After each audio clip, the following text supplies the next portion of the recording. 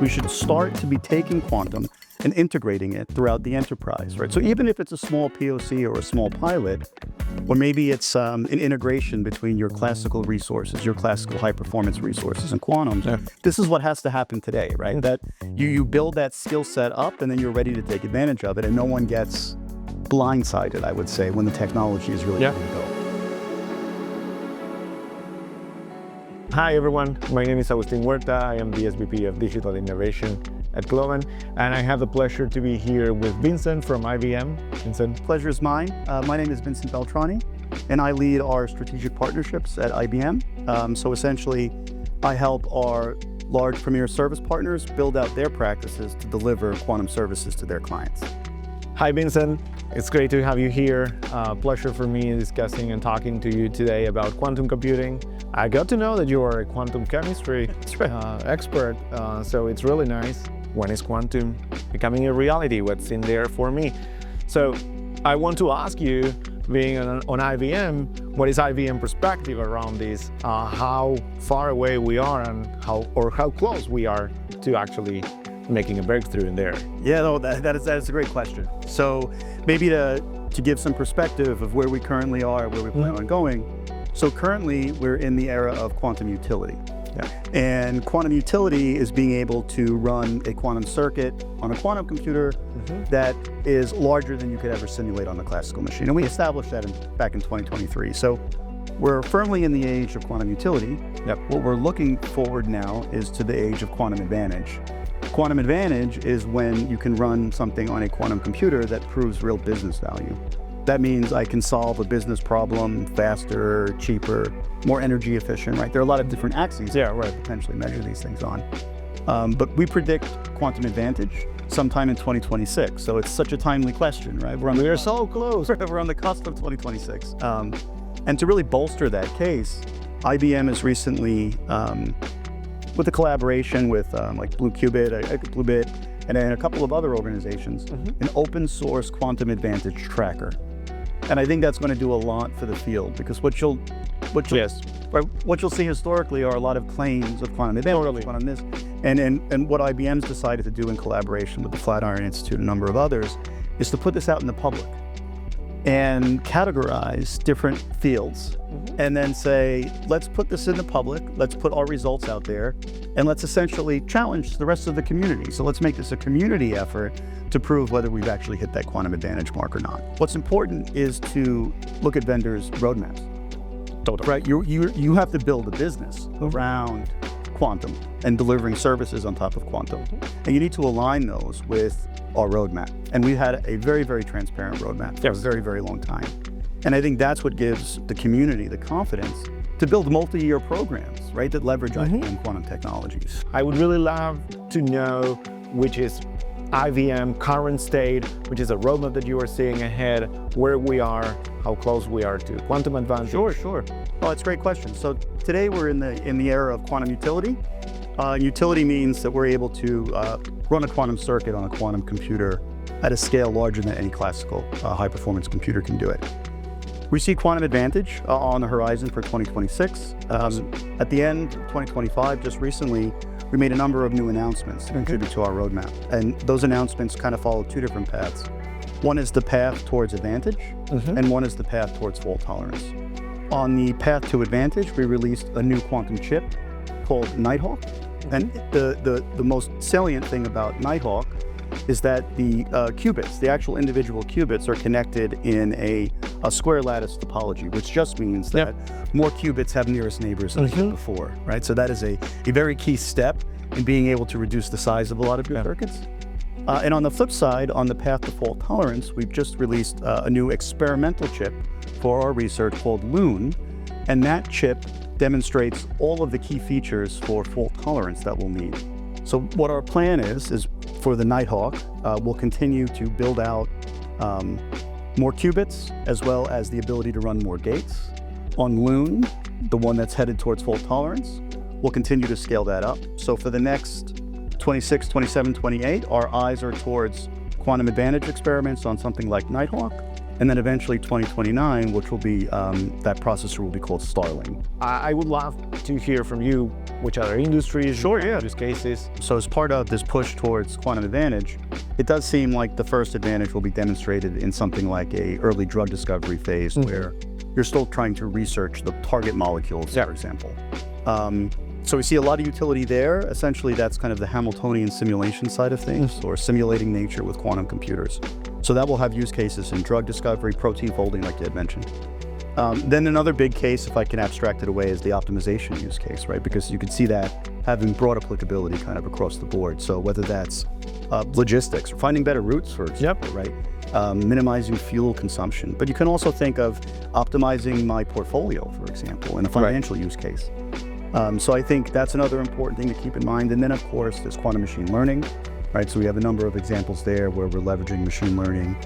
We have some image classification work. We also have a lot of work with some financial institutions. We're doing a lot of work with called quantum feature mapping.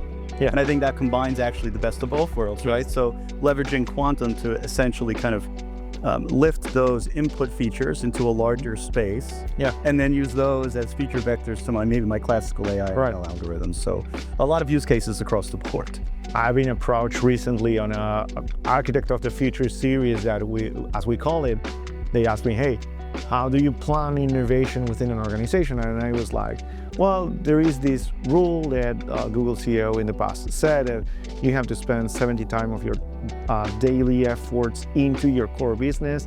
Then you have to spend 20% into innovation that is close to the core. And then you have 10% that is really preparing you for the future. Yes, I like to say that we have been leveraging that 10% with AI, with quantum computing, robotics, and other fields. And I believe that organizations should be looking within that 10% to quantum and do not lose track of that. That 10% sometimes is hard to safeguard, you know? No, 100%. Like, hey, I need to, get some extra budget. Well, 10% of innovation goes away. But it's the one that really prepares you for the future. So in that line, I would like to think how you see quantum in that, how much effort or how organizations need to start thinking around quantum. So if I talk about our roadmap, we have fault tolerance on our roadmap for 2029. And that's not much time, right? So you have, on one hand, people who are kind of willing to wait for 2029, but in my mind, and to IBM, the race doesn't start in 2029. So I think about it more as almost a marathon, and maybe 2029 is mile 5 or mile 6. And at mile 5 or mile 6 of a marathon is when the people who haven't really prepared for the actual marathon keep on running. Yeah, right. So they drop, and then the people who have prepared and spent time and build up their stamina. And I'm making an analogy that it's really the companies today that are putting in the effort. That's with upskilling their current workforce. So a lot of what we see today is maybe we're cross-training AI experts or data scientists and machine learning engineers to understand quantum. We're working on proof of concepts for each different service industry. So for Globant, you pick your 4 or 5 target verticals. And we say, what's the most valuable proof of concept for us to build together, both our partners and IBM together, so that we build up those skills and we flex those muscles, so that when 2029 comes around and we start running real, fault-tolerant algorithms on quantum computers, IBM and all of IBM partners and all of our partners' clients can start taking advantage of it. I believe that, right now you have this kind of a new keyword that has arisen, like this AI paralysis. That I believe it's driven by many different things. One is maybe people not really understanding how to leverage AI on the business. At the same time, it's like this evolving tech ecosystem that everyone is like, when it is ready for my level of confidence. And I believe something similar can happen with quantum. What is your thought around it? If you don't start taking advantage now during this utility era that we're moving to the advantage era, you will eventually get left behind. And I can tell you in a kind of a clear way, think about AI projects. There's so much behind an AI project besides just actually training a model, right? Yeah. Even just data. Is your data ready to go? Or is it all collected, or does it still live in silos?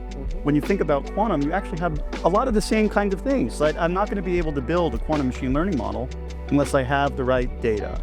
right? Unless I have the right pipeline set up. Or these shouldn't be science experiments. So we say to people, well, get your data ready for AI. That means it's also going to be ready for quantum as well. Right. And then I think in addition to data, the one thing that we also need to understand is that since it's such a new field, we need the experts who can translate business problems into quantum algorithms, right? Because it's fun to talk about quantum algorithms. It's super exciting. It's super exciting running them and figuring out how to do error mitigation strategies. But when you actually go in and build a services company, or you're running services for some of your clients, it's being there and understanding the business use cases, being able to translate those business use cases, the ones that are the most valuable to your clients, and saying, all right, I know that we can run this as an optimization algorithm, for example, or this is a materials use case and it's great for quantum simulation.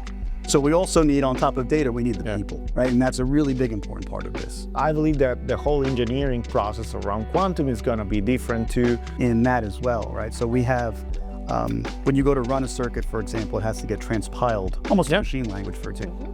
We have AI transpilers now, right? So they're optimizing things. Nice. So we're leveraging AIs, or how could I make this circuit shorter? Well, maybe we can pull in some AI to figure out how I can reorganize some of these operations. So there is a very key role even today for AI and quantum as well. I believe we should right now change it, like, I don't know if forever may be too hard, but for a long time, that is like, hey, quantum computing, as it happens with current traditional computing that is becoming scarce and you are like fighting for the resources, you're not gonna be really in the short term maybe running a lot of stuff that goes real time, right? But you have a ton of other processes that never happen real time in real life, and that you can benefit from that. For me, like the clearest example of that is drug discovery. So what do you think about like trying to break that paradigm? Is it true? Do you believe there is something different over there? That's a good question. I mean, I think at some point there will likely be real-time applications. But in the beginning, they're going to be more of these batch-type processes that we're talking about here. But that certainly shouldn't stop anybody, because, so you're right, for example, I could think of even training, let's say, a quantum machine learning model on leveraging some quantum resources. Maybe the real-time prediction happens on a special AI accelerator, for example, right? So there's just so many different opportunities now, especially with the emphasis on AI, with ASICs or specially designed chips specifically for AI, that you're going to end up having this, what we would call a quantum-centric supercomputing view of the world, where I'll have my QPU or my quantum processor unit working in concert with AI accelerators, maybe their GPUs or other specially crafted devices, along with CPUs. So there's just a lot of room here, to kind of flesh the field out. Well, I really appreciate your time. Of course. I think we've been through a lot of different topics. I'm really looking forward to the roadmap to how this quantum advantage is reached. You have set up my calendar to be looking into 2026. That's fantastic. I just want to say what a pleasure it is to have the conversation with you and to really kickstart the collaboration between Globant and IBM Quantum. This is really fantastic. Sure. Thank you so much. Thank you so much.